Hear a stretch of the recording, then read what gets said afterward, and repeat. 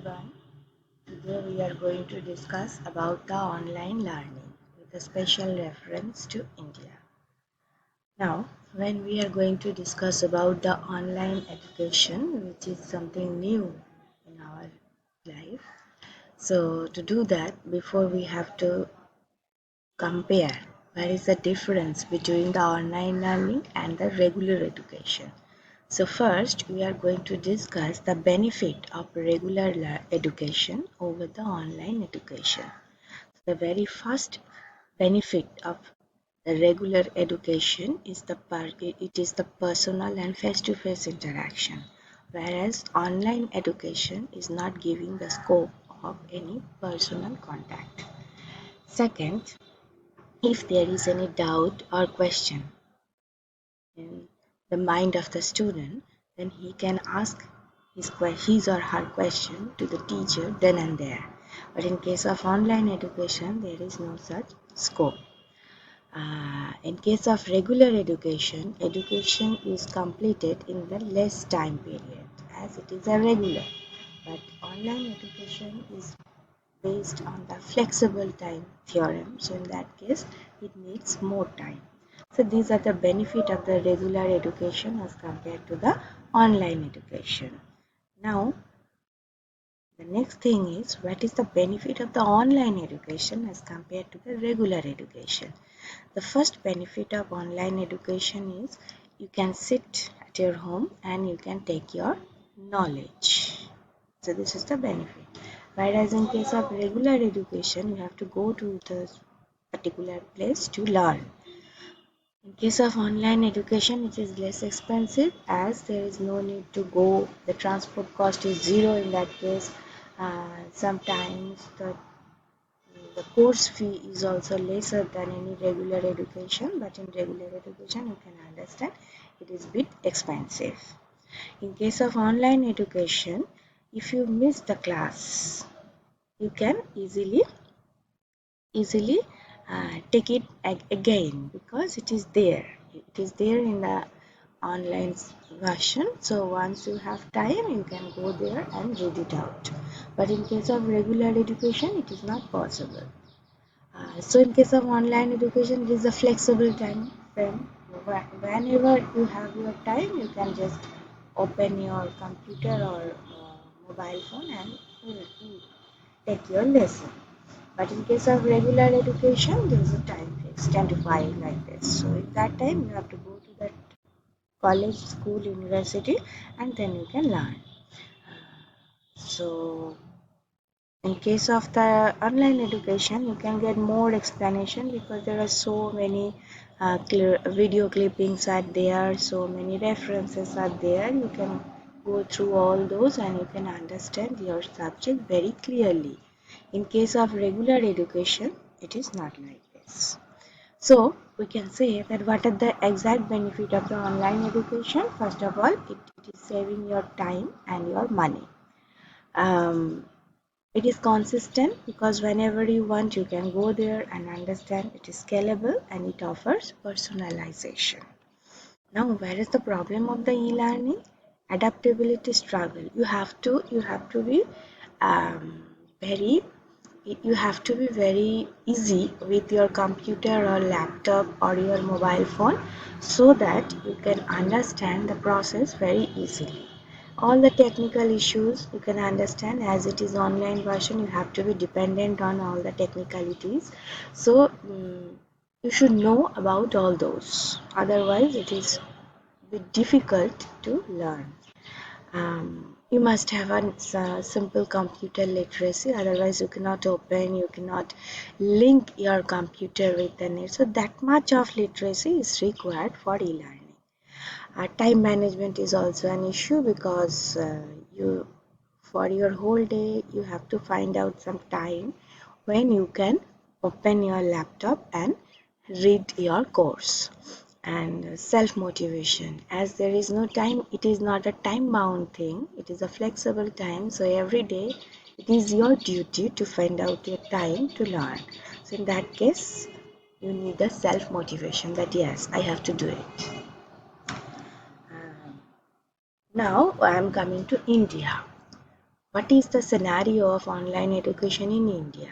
In case of India, online learning is getting momentum, and especially you can understand in the COVID-19 time, it is getting more importance in the life of the students. Government is also encouraging the remote areas to learn through online process, because you can understand in the remote area it is basically in the COVID time it is more difficult to go to some place, to go to school or college to get that knowledge. So online is a better option to them, and government is also insisting them to have it. Working people who are working, they don't have the time to go for any regular course, so the online course is the best option for them. They can enroll themselves in this course, and whenever they have their time after their working hour, after coming home, so they can just read it out and get their diploma or certificate degrees. Students are also enrolling on online courses for foreign university. Otherwise, you have to go to that country to learn. But if once that online course is open, so sitting in your home, you can try to get your foreign degrees in this way. Now, the feature of online e-learning in India. If you just go to, I'm here in this slide, um, there are some information, data information. The first information is from 2016 to 2020 in the online market, 52% compound rate is the um, enrollment ratio in terms of value. Okay, so you can understand what is the growth rate of online market in India.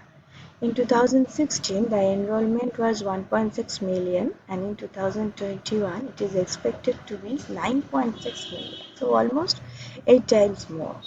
Online education is targeted the students who are in the lower income strata. As I said, government is insisting those sections to be enrolled in this online course. To, to help them, government has invented a lot of programs. The first program is the e-Pathshala, the second one is the Swayam, third one, the e-Pathshala was invented in 1915, then after in 1917 Swayam came, and the National Digital Library of India, this is also invented around that time. Through this system, it is a free library. There are crores of books. Some of them are in English, some of them are in regional languages. So, and it is free to all. So once you enter there, you can read it out. Swayam Prabha, this is actually the online course through different um, national TV channels. You can just open your TV set and you can learn from there. Shod Sindhu is another thing where some information, some database, some journals, some books, e-books, these are there. So you just click on the Shod Sindhu and enter there, you can read it out. So these are the different initiatives Indian government has taken so that people are encouraged to e-learn. Now, given all those um, silver lining, where is the problem? The first problem is 76% of the students within the age group of 5 to 36 they do not know how to use the computer. So as it is already said that computer literacy is very important, but in India this is absolutely zero for 76% of the students. And whereas 74.5% they do not know how to use internet. Lack of sustained connectivity, all of us are facing this problem. Even our mobile phone is not getting that network every time, so you can understand what is happening with the net connection. So this is another problem for a consistent learning. According to some teachers are there who are saying that it is not possible for them to teach all the subjects, some of the topics of their subject to students through online process. For that, they need offline or the regular class system. And the most important problem is all teachers, you cannot assume that all teachers are very much tech savvy. They can just they have their laptop, they are just opening it, connected it with the internet, and they started to teach. So it is not like that in India. Lack of standardized content of all regional language. The regional language, they are the sufferer because there is no such standard format. So each and every teacher is going through their own format. It may be good, it may be bad, no one knows. Screen time, as you can understand, the doctors are also saying that everybody should reduce their screen time. So once you are going for e-learning, you must spend your time on screen. So this is an issue. And the students and the children should understand the medium first. That e-learning process, how to, what are the decorum to learn, what are the process, what is the technicalities. Everyone should be clear to the student as well as to the teacher. So that synchronization is lacking in India nowadays. So that much I have to say in this forum. So this is all about, in a nutshell, this is all about the scenario of the e-learning in India. Thank you.